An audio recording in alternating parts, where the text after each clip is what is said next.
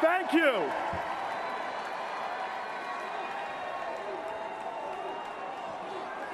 Thank you. Thank you. Thank you. Thank you. Thank you very much. Thank you. Thank you. Thank you very much. 240 years ago, our forefathers gathered in this very city, and they declared before the world that we would be a free and independent nation. Today, we gather here again in this city of brotherly love, to reaffirm our values before our nation and the whole world. Our purpose is not like theirs to start a great nation, but to ensure that we continue in the best of our traditions. And with humble homage to generations of patriots before, we put forth two great Americans, our nominees for President and Vice President, Hillary Clinton and Tim Kaine.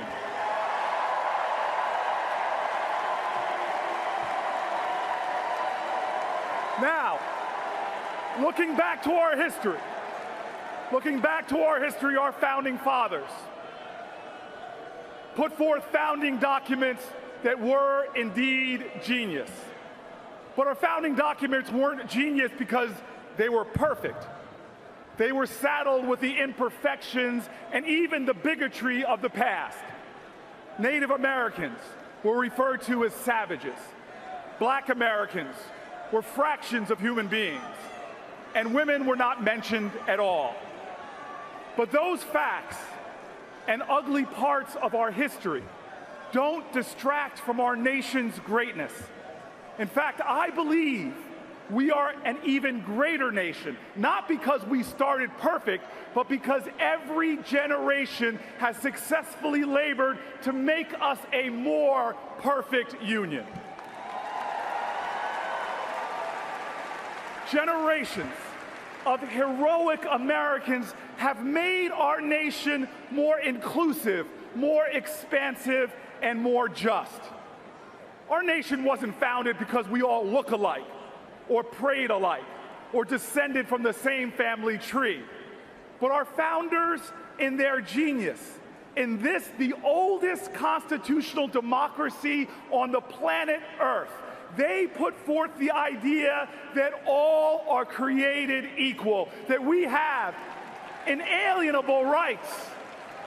And I'm so proud that it was upon this faithful foundation that we built a great nation. And today, no matter who you are, rich or poor, Asian or white, man or woman, gay or straight, any religion or none at all, you are entitled to the full rights and responsibilities of citizenship.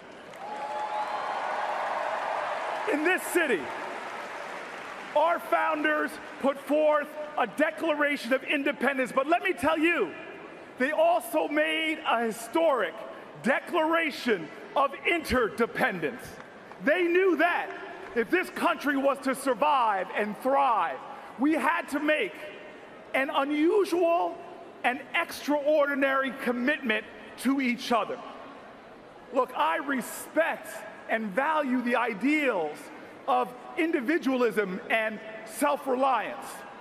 But rugged individualism didn't defeat the British. It didn't get us to the moon. It didn't build our nation's highways. Rugged individualism didn't map the human genome. We did that together.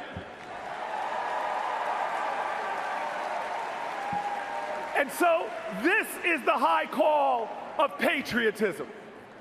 Patriotism is love of country, but you can't love your country without loving your countrymen and your countrywomen. Now, we don't always have to agree, but we must be there for each other. We must empower each other. We must find the common ground, and we must build bridges across our differences to pursue the common good. Let me tell you, we cannot devolve into our nation, to a nation where our highest aspirations are that we just tolerate each other. We are not called to be a nation of tolerance. We are called to be a nation of love.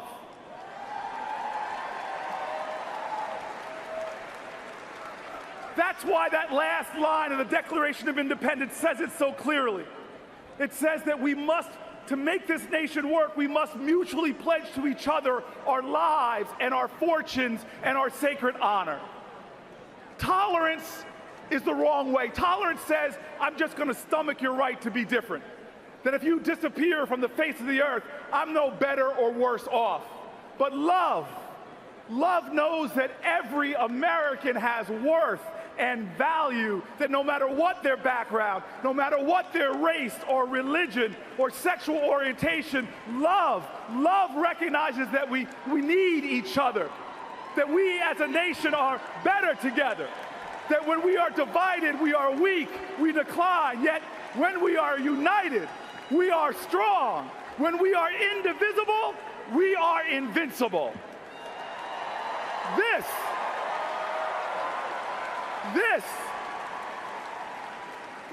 is the understanding of love that's embodied in one of my favorite sayings. It's an African saying, and it says, if you want to go fast, go alone. But if you want to go far, go together. This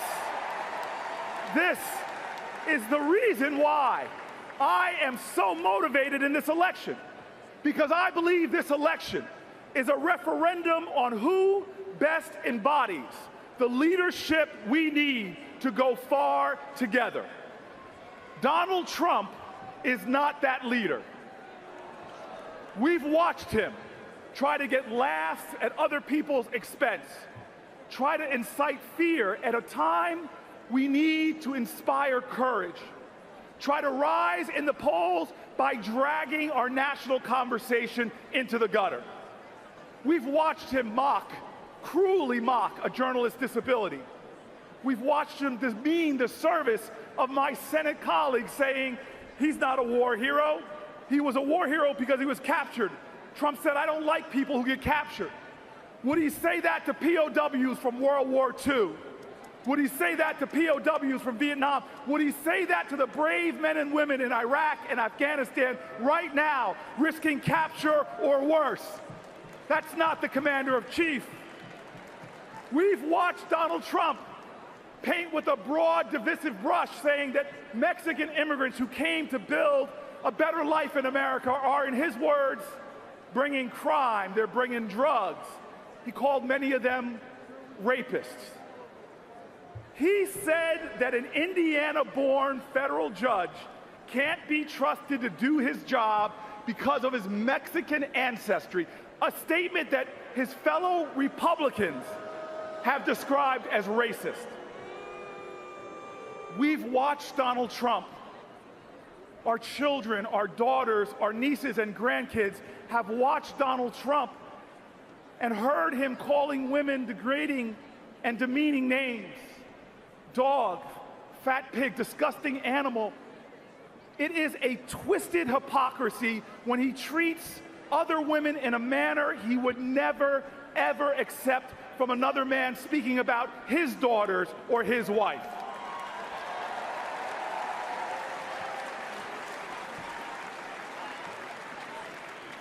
In this great nation where our founders put a fundamental principle forward of religious freedom, he says, ban all Muslims. Don't let certain people into our America because of how they pray.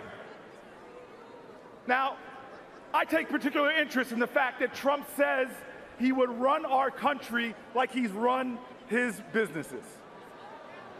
Well, I'm from Jersey. And I'm from the Great Garden State, and we've seen how he leads in Atlantic City. He got rich while his companies declared multiple bankruptcies. Yet without remorse, even as people got hurt and lost jobs by his failures, he bragged, and I quote, The money I took out of there was incredible. Yes, he took out a lot of cash, but he stiffed contractors, many of them small businesses, refusing to pay them for the work that they've done. You know, we in America have seen enough of a handful of people growing rich at the cost of a nation descending into crisis.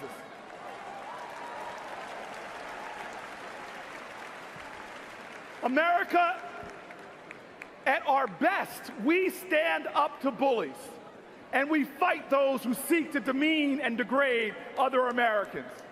In times of crisis, we don't abandon our values, we double down on them. Even amidst the crisis of the Civil War, Lincoln stood up and called out to all of our country, saying, "With malice towards none and charity towards all." This is our history. This is a history that I was taught. My parents never wanted my brother and I to get too heady. Gratitude was our gravity. So they never stopped reminding my brother and I that our blessings sprang from countless ordinary Americans who showed extraordinary acts of kindness, decency, and love. People who struggled and sweat and bled for our rights. People who paid the ultimate price for the freedoms we all enjoy. I was told that we can't pay those Americans back for their colossal acts of service, but we have an obligation to pay it forward to others through our service and our sacrifice. I support Hillary Clinton because these are her values, and she has been paying it forward her entire life. Long before she got in politics, she was in Massachusetts going door to door collecting the stories of children with disabilities. In South Carolina, she fought to reform the juvenile justice system so that children wouldn't be thrown in adult prisons. In Alabama, she helped expose the remnants of segregation in schools. In Arkansas, she started a legal aid clinic to make sure poor folks could get their day in court. She has fought for the people, and she's delivered. That's why we trust her to fight and deliver for us as president. But let me tell you, we have a presidential nominee in Clinton who knows that in a time of stunningly wide disparities of wealth in our nation, that America's greatness must not be measured by how many millionaires and billionaires we have, but how few people we have living in poverty. Hillary knows that when workers make a fair wage, it doesn't just help their families, it builds a stronger and more durable economy that expands opportunity and makes all of us Americans wealthier. She knows that in a global knowledge-based economy, the country that out-educates the world will out-earn the world, out-innovate the world, and will lead the world. She knows that debt-free college is not a gift. It's not charity, it is an investment. It represents the best of our values, the best of our history, and the best of our party, all of our shared ideas and values together. Hillary Clinton knows that when we have paid family leave, that this is something that must happen. Because when a parent doesn't have to choose between being there for a sick child and paying rent, or when a single mom earns an equal wage for equal work, it empowers the most important building block in all of our nation, and that is the family. Hillary Clinton knows that security doesn't come from scapegoating other people because of their religion, alienating our allies, stoking fear, and pointing fingers. It comes when we band together to face down and defeat our common enemy. And she knows something that I fight for every day, that our criminal justice system desperately needs reform, that we need to bring back fairness to a system that still, as Professor Brian Stevenson says, treats you better if you are rich and guilty than poor and innocent. And she knows that we can be a nation that both believes police officers deserve more respect, they deserve more support, more cooperation and love, and believes that a black 20-something-year-old protester deserves to be valued, deserves to be heard, that they should be listened to with more courageous empathy, and that change is needed in the system. And Hillary Clinton knows what Donald Trump betrays time and time again in this campaign, that we are not a zero-sum nation. It is not you or me. It is not one America against another American. It is you and I, together, interdependent, interconnected, with one single interwoven destiny. When we respect each other, when we stand up for each other, when we work together against our challenges, against our neighbor's challenges, be it a neighbor with a beautiful special needs child or one struggling with the ugly disease of addiction. When we as Americans help them, when we show compassion and grace, when we evidence our truth that we are the United States of America, one nation, under God, indivisible, that is when we are stronger. That is when we go from an already great America to an even greater America. Now let me tell you right now, when Trump spews insulting and demeaning words about our fellow Americans, I think of that poem by Maya Angelou. Y'all know it. You know how it begins. You may write me down in history with your bitter, twisted lies. You may trod me in the very dirt, but still, like dust, I rise. Well, y'all know it. Y'all know it.